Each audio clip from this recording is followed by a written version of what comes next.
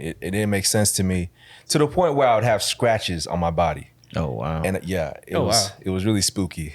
Yeah. And I would tell my mom, like, mom was like, what's happening? It's like, I had a bad dream. And and she's like, okay. So she started to explain church to me as like, call on Jesus. I was like, Jesus. I didn't even know what I was saying, what I was doing.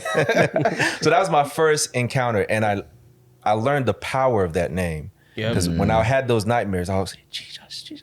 And it would like stop. Call on the name. Yeah. But then, I always wondered, who is this Jesus? So you go to in Catholic church, you see all the rituals, the communion, all this stuff.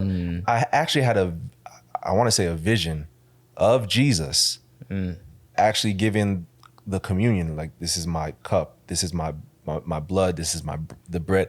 Like then I told my mom, I saw Jesus. I saw Jesus. And my mom was like, okay. Because in Catholic church there's pictures everywhere. Yeah. But I literally had a vision of Jesus. That's dope. Doing the communion and giving the sacraments and all these things. Oh wow. And that really transformed my mind, because I never forgot that. And I even told my dad, like, because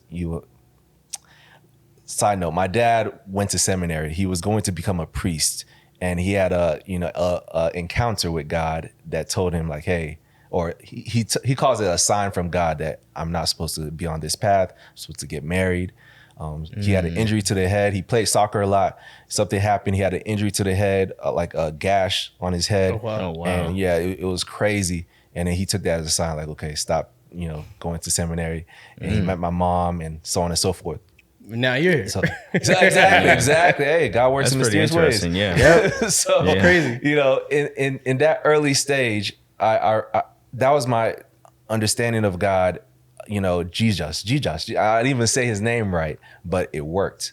And then as I matured, my uncle Ronald, we called him Ronad, in our heavy accent. He was helping my family move our stuff, because we first came to America. We lived in Atlanta, and then we moved to Charlotte when I was in the second grade, or going to second grade. So I rode with him. He had the truck. My parents had the vans or other vehicles.